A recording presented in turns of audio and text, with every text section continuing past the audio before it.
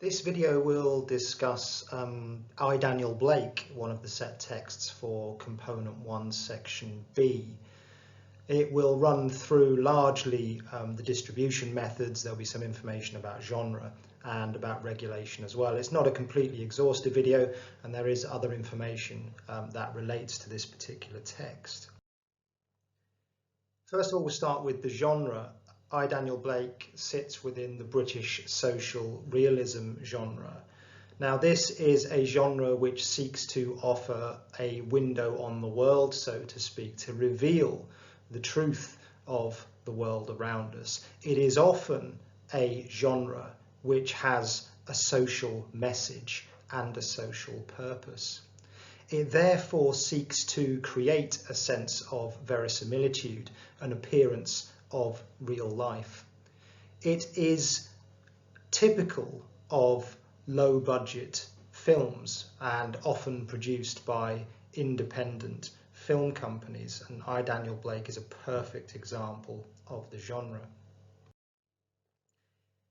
If we're to think about some of the codes and conventions of the genre and which of those relate to I, Daniel Blake in particular, well, unknown actors is a perfect example.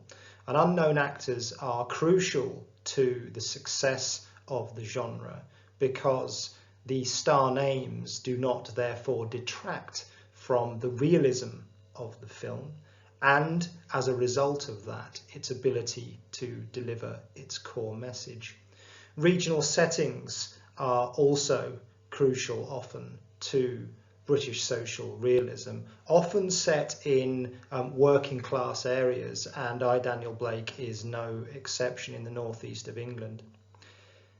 Because of the low budget, they are often using existing buildings. I, Daniel Blake is typical of this, particularly in terms of the job centre, and they are made with a particularly low budget, which results in many of the other codes and conventions that we see in the film.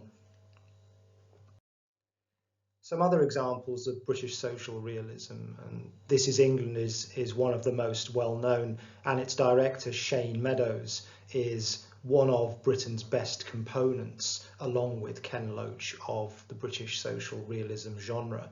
And if you wanted to watch some British social realism that has a social message, then Shane Meadows' films come highly recommended.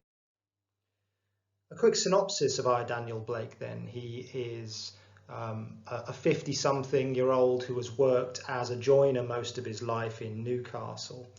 And for the first time in his life, he is out of work, and he is therefore seeking assistance from the state in the form of welfare. And given the fact that he has been working for so long, the audience is positioned to sympathise with a man who has paid his taxes for 40 years.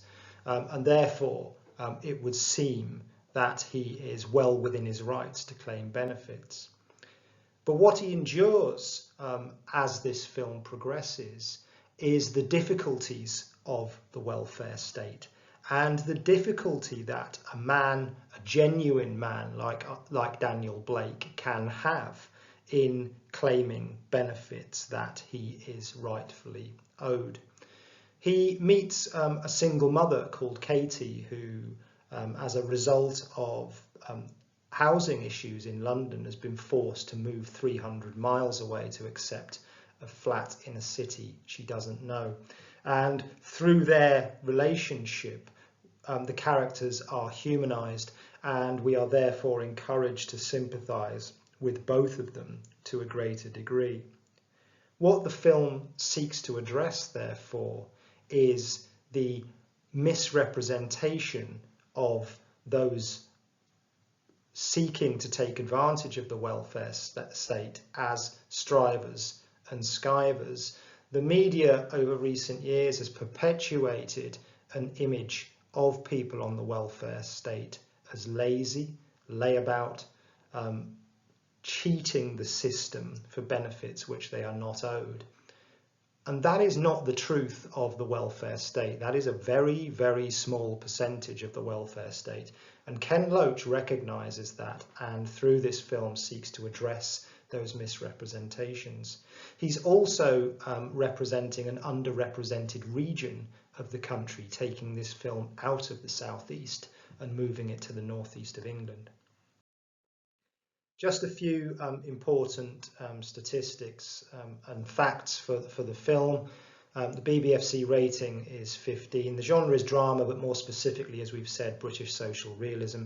It was released on the 21st of October 2016. The budget for this film was £2.5 million, and the global box office takings was around $12.5 million. So it was a commercial success, but we will discuss whether commercial success was the primary aim of Ken Loach's film or if there was another purpose. It won several important awards, the most notable of which was the Palme d'Or at the Cannes Film Festival, a very prestigious film, and it also won the BAFTA for Best British Film. Both of those awards were pivotal in the marketing and distribution of I, Daniel Blake.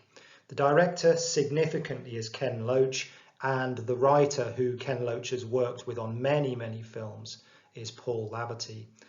The two principal stars of the film, Dave Johns, who plays Daniel Blake, and Hayley Squires, who plays Katie. I, Daniel Blake is an independent film, and that is significant. It is free from the control of a larger conglomerate. The other film that sits alongside this on the course is Black Panther, which is a Marvel film owned by the Disney Corporation, a much bigger, one of the biggest conglomerates in the world. I, Daniel Blake is independent, so it's free from their control, and as a result of that, it is free from the restriction of having to make a lot of money. And it has another purpose. Its main purpose is as a driver of social change. It has to make money, of course it does, but we can argue that that is not its principal purpose. It is a UK-French co-production, and it received funding from the BFI and BBC Films, and we'll consider their suitability as funding partners in a moment. It became at the time Ken Loach's largest grossing film at the box office, and it was critically acclaimed and given much praise for the contemporary social and political issues that it addressed. And as part of its distribution strategy, in order to raise awareness of the film, it was exhibited at many film festivals, and as I've already said, winning the Palme d'Or at Cannes and Best British Film at the BAFTAs. This is a table of the global takings at the box office, and you can see from the table that it didn't actually take the most money in the United Kingdom. It took more money in France. That's significant and understandable. First of all, that it was a co-partnership between French film and British film, but also France is a country which suffers from the same issues in terms of the welfare state and unemployment and reaction against government funding as the UK does. So it's an audience that understands those issues and concerns and has a desire for social change in the same way that the UK audience does. So that comes as little surprise to us. In terms of funding, because of its independent nature, it needs to seek funding from other sources, and principally in this country, in the UK, those funding bodies were the BFI, the British Film Institute, and BBC Films. We will consider now why those two partners are particularly appropriate for Daniel Blake. This is the mission statement for the BFI, for the British Film Institute. The objects of the Institute shall be to encourage development of the arts of film, television and the moving image throughout our United Kingdom, to promote their use as a record of contemporary life and manners, to promote education about film, television and the moving image generally, and their impact on society. Well, from that mission statement, we can see that I, Daniel Blake, is a perfect partner for the BFI and a perfect vehicle for them to promote, because I, Daniel Blake, enables the BFI to achieve many of those objectives. First of all, the development of arts of film in the UK. Well, this is a film which is promoting an independent company, produced by an independent company, and promoting new British talent in the form of Dave Johns and Hayley Squires. It is very much a record of contemporary life, and it is a film which unquestionably has an impact on society. So they are perfect partners for each other. The BBC likewise, this is also co-funded by BBC Films. Well, if we consider the BBC's objectives, there are three principal objectives: to inform, educate and entertain. Well, this is a film, of course, which entertains. That is always, nearly always, a film's primary purpose. But it is also a film which informs us about social issues and educates us about the welfare state and the issues of those who are unemployed in this country. The BBC's 5 public purposes also, and several of them, I, Daniel Blake's, enables the BBC to achieve and satisfy. To produce creative, high quality and distinctive output, of course, I, Daniel Blake is creative and high quality. It is also distinctive. But it's number 4 and 5 which I think is particularly appropriate here: to reflect, represent and serve the diverse communities of the UK. Well, this is a film which seeks to address the misrepresentation or the underrepresentation of a particular social group and a particular region of the UK, and to reflect UK culture and values around the world. Well, the British benevolence of the welfare state, that sort of benevolent, caring attitude, is one which is very much highlighted in this particular film, and that is shared around the world. Ken Loach's production company, which produced this film, is 16 Films, and its independent nature is particularly significant in the way this film is distributed. As an independent film, it is outside the financial and artistic control of a major film company and a conglomerate. It is privately created and financed. Its lower budget dictates the way in which it is distributed, and we're going to look at that in a moment. It will have a different distribution model to a mainstream movie such as Black Panther. It relies heavily on viral word-of-mouth marketing. Its screenings will be at smaller independent cinemas. So it has to be quite creative in the way that it is distributed and marketed to audiences, and we're going to have a look at some of those methods now. If you watch Ken Loach's acceptance speech from the BAFTAs, you will see that this is a film which is about entertainment, yes, but it is also about Ken Loach delivering a social message. And its distribution strategy and its marketing strategy very much ties in with that particular aim.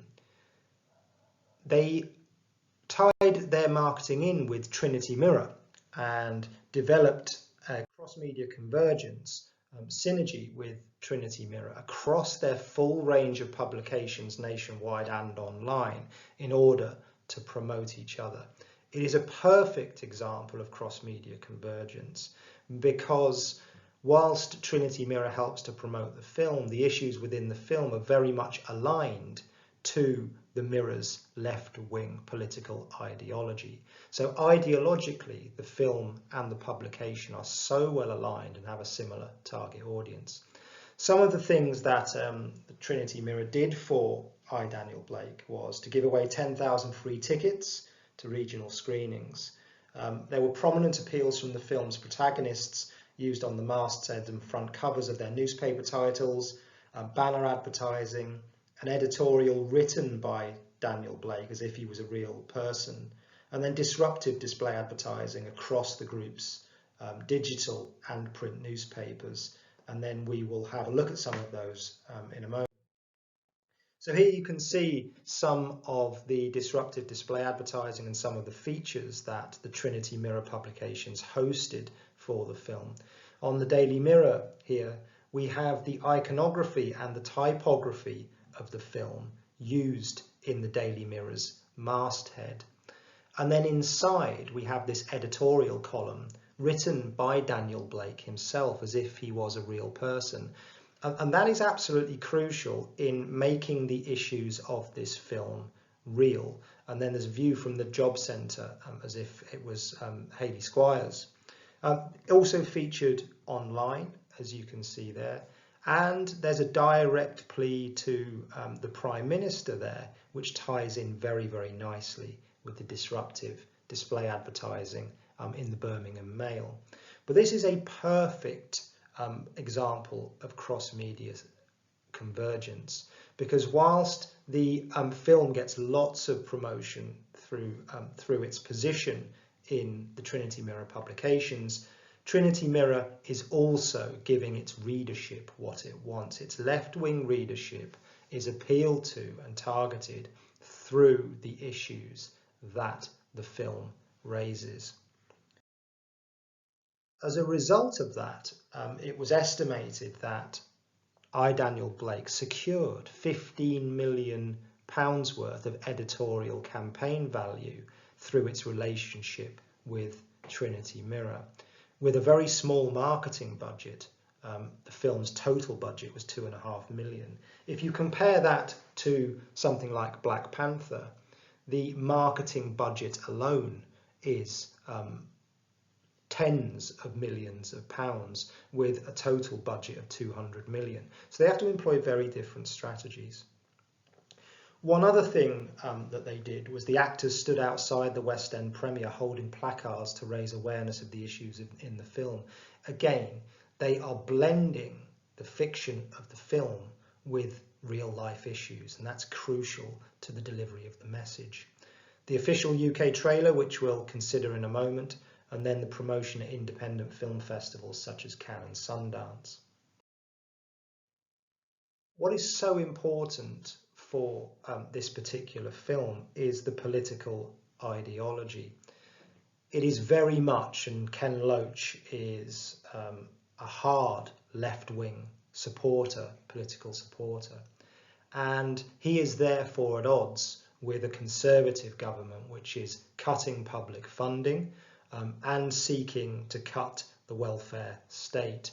And Ken Loach sees issues of poverty surrounding him, housing crisis, people like Daniel Blake unable to claim welfare that is owed to them.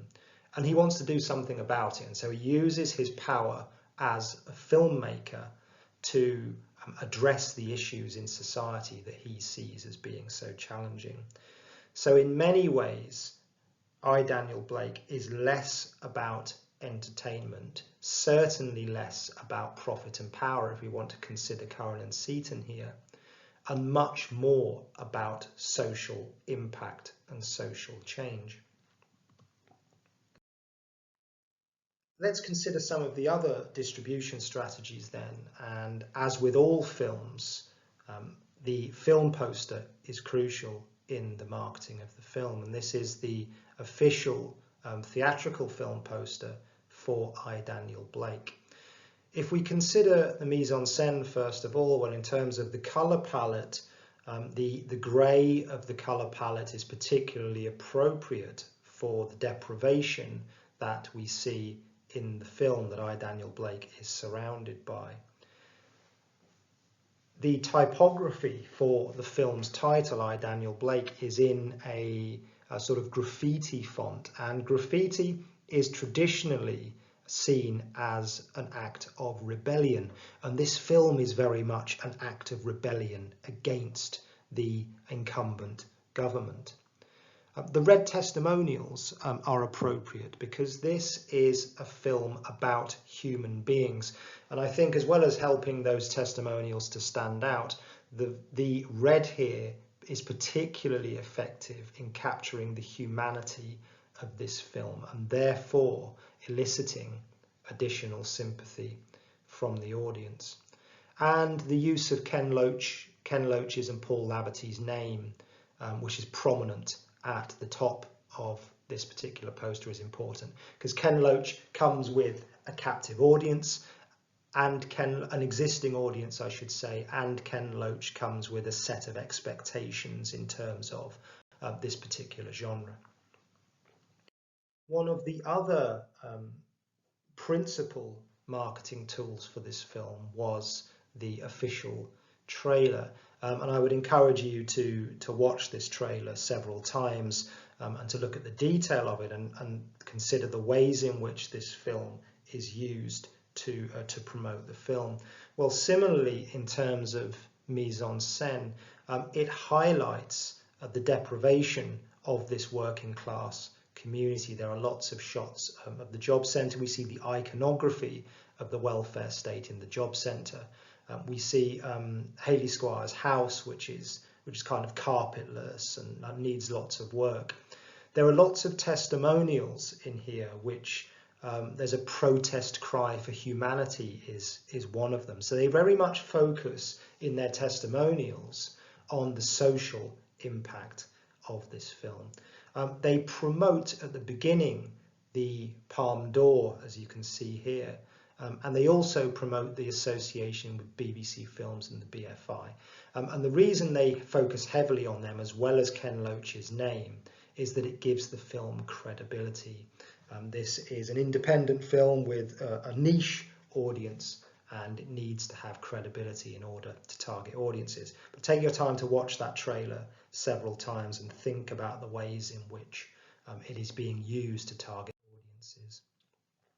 A typical question that you might get then in the exam is something like, how does ownership influence films? And this could be a 12 marker in section B of component 1. Well, if you're going to think about how ownership has influenced I, Daniel Blake, it's essential that you think about this as an independent film, and particularly the financial constraints that come with that and how that therefore influences the distribution of the film. It's important to consider, in terms of ownership, the association of Ken Loach and the expectations of an audience that come with that. And on the back of that, it's crucial to consider Ken Loach's left-wing political ideology and how that is reflected and how that has influenced the production and distribution of this film.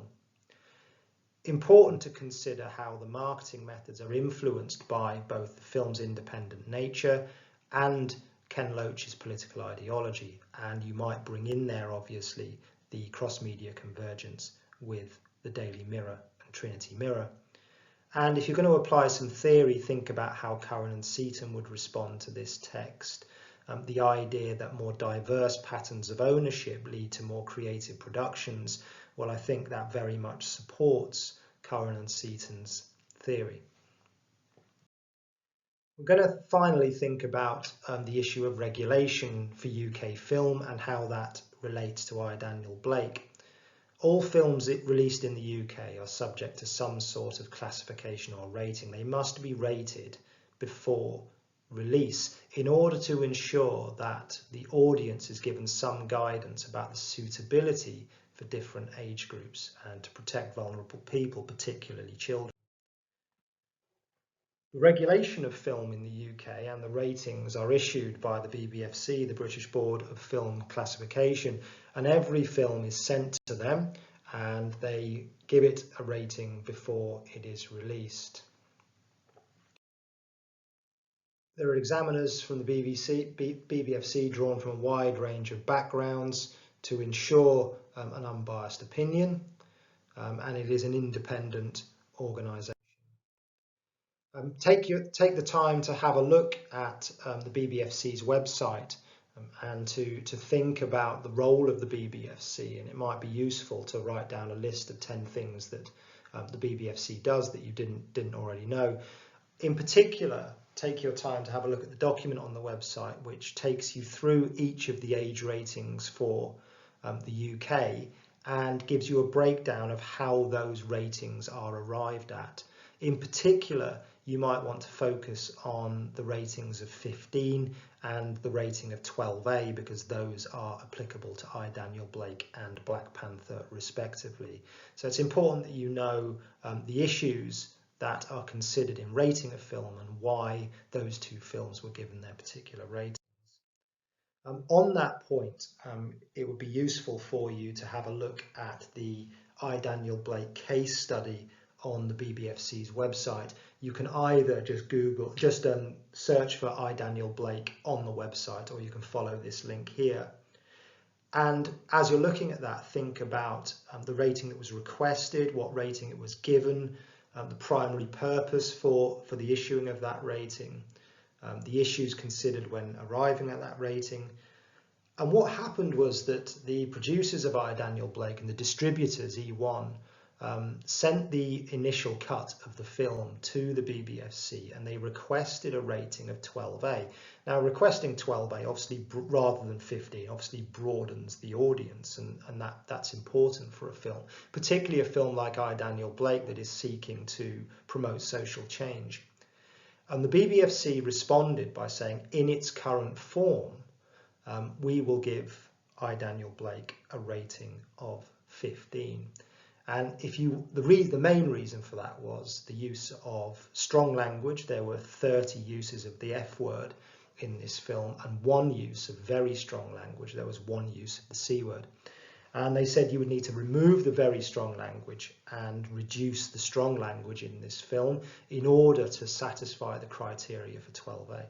And they sent the film back to the distributors. In the end, the distributors chose to leave that strong language in and to stick with the 15 rating. And it's important that you consider why they made that decision. And I think they were probably right in making that decision because they were attempting to create a sense of realism of the UK welfare system in its rawest form. And so I think that language, that strength of language, and the other issues that were raised in here, such as prostitution and extreme poverty, those sort of hard-hitting issues are actually pretty crucial for Ken Loach to deliver his message and to enact the social change that he is seeking. So if you consider why they stuck with the 15 rating, I think really they probably made the correct decision.